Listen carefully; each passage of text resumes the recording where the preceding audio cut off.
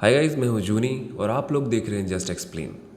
और आज मैं जिस एनिमे को एक्सप्लेन करने जा रहा हूँ वो है ब्लडी असैसिन का पार्ट 5। बिना किसी डिले के वीडियो स्टार्ट करते हैं।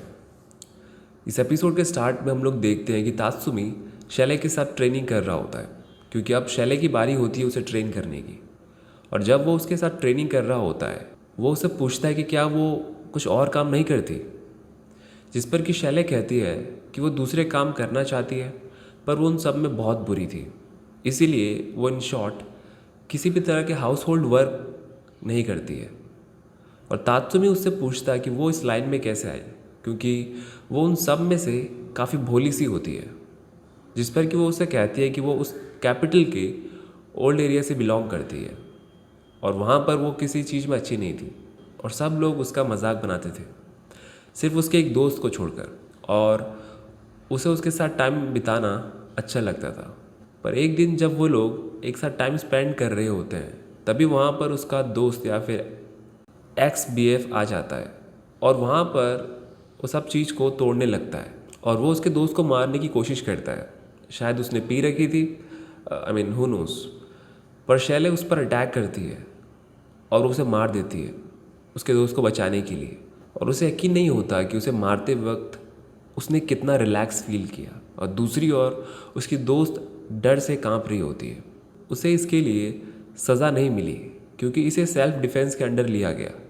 पर इस इंसिडेंट के बाद उसके दोस्त ने उससे बात करना बंद कर दिया और उससे बदला लेने के लिए उसने जिसको मारा था उसके गैंग के लोगों ने उसकी फैमिली को मार दिया और उसे भी मारने के लिए वो लोग आते हैं।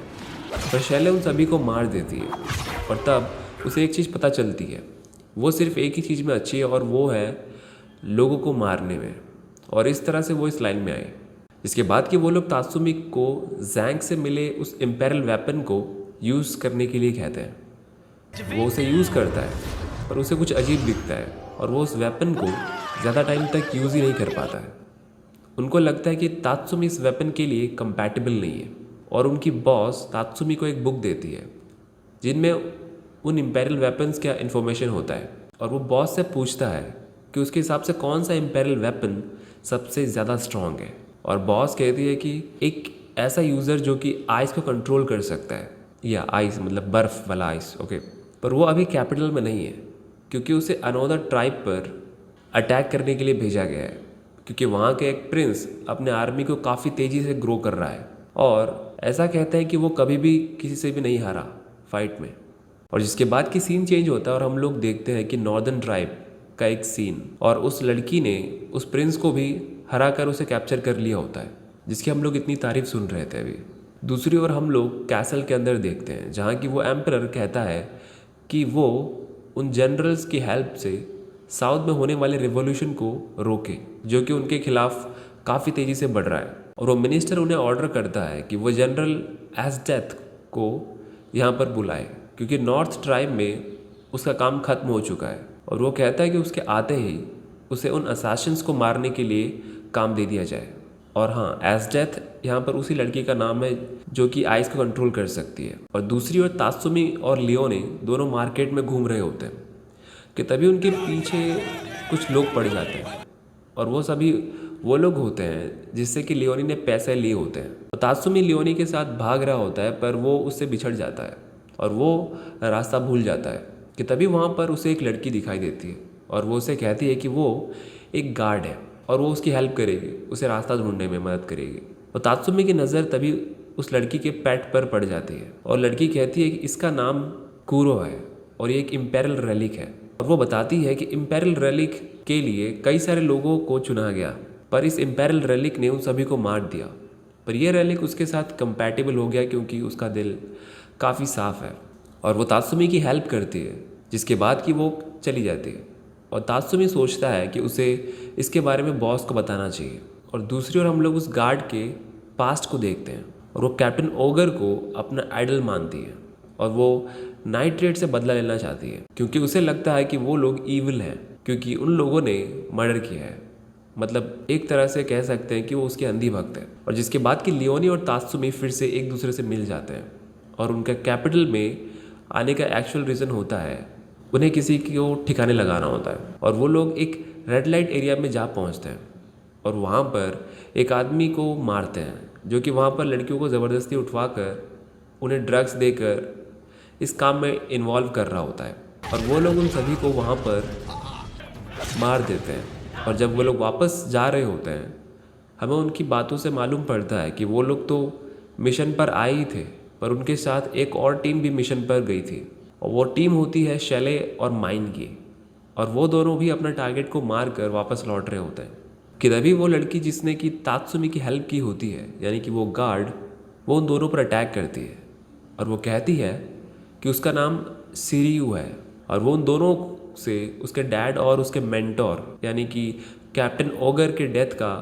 बदला लेगी और उसके साथ उनके बीच फाइट स्टार्ट हो जाती है। और जब माइन उस पर अपने गन से अटैक करती है तो वो उसके पेट जिसका नाम कि कारो होता है उन सभी अटैक्स को ब्लॉक कर लेता है और वो वापस खुद को रीजनरेट भी कर लेता है, जिससे कि उन लोगों को मालूम पड़ता है कि ये उसका इम्पेरल वेपन है और एक तरह का ऑर्गेनिक इम्पेरल रिलिक है।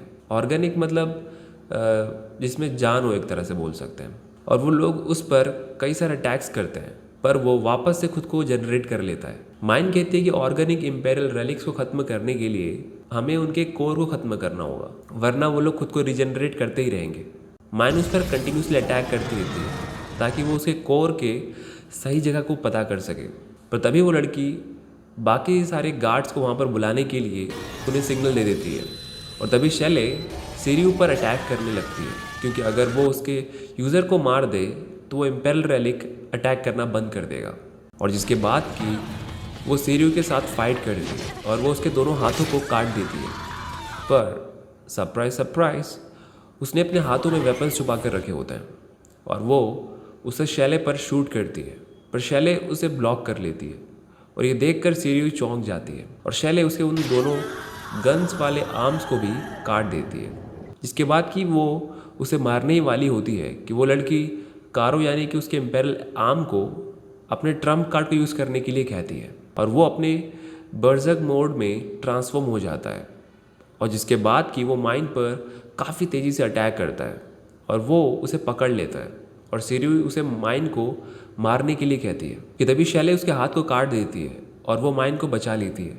पर तभी सिरियू शैले पर गोली चला देती है और उसका वो पेट शैले को 2 टुकड़ों में काट देता है, मतलब एक तरह से मार देता है।